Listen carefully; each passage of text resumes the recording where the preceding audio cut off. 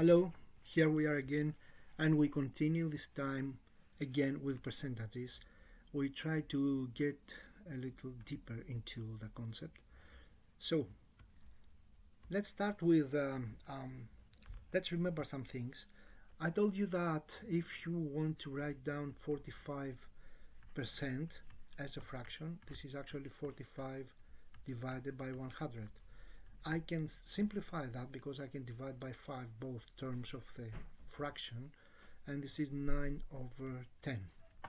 So 9 over 10 is the same as 45 over 100, and it's the same as 45%. Okay, now what about for example 125 divided by 625? How can I change that into a percentage? So what I can do is I can divide the numerator and the denominator by 25, and this will be 5 over 25, and I can divide both. I can simplify dividing both by 5, and I have 1 over 5, and if I multiply by 20 the numerator and denominator, I get 20 over 100, and this is actually 20%. Okay, a few things that I want you to remember, and they are very important in the exam. If I have something like 2.5% and I need to change that into a fraction, how do I do that? I have to divide 2.5 by 100. So how I do that division? I take 2.5 and I need to move the dot 2 places to the right. Because I don't have digits here, I have to complete some zeros. So 2 zeros are enough, because if you move that 2 places, you get the number 0.025. Okay, so 2.5% is actually 0.025. Later you will see how important is that, and I'm using that to get the multiplier when I want to change a quantity into an increased quantity. Also, suppose that we have 0.15% and I want to change that into a fraction. How I do that? I need to divide 0.15 by 100. So I'm taking 0.15 and I need to complete some zeros here. It's 0.15, I go back 1, 2, so I don't need this. 0.0015. Okay, now we'll see one very basic technique here, and remember that this is something that we use very extensively in the Epso exam.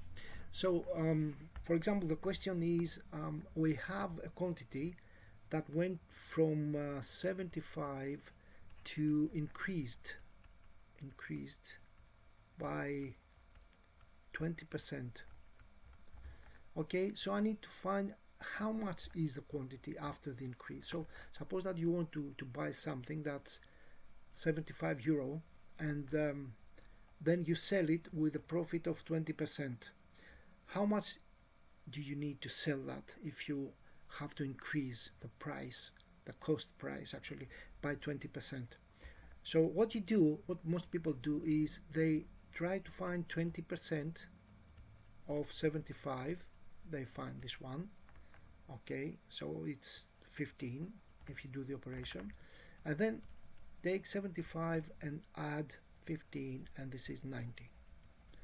Well, in the Epso exam we have a problem with time. Actually 70 to 80%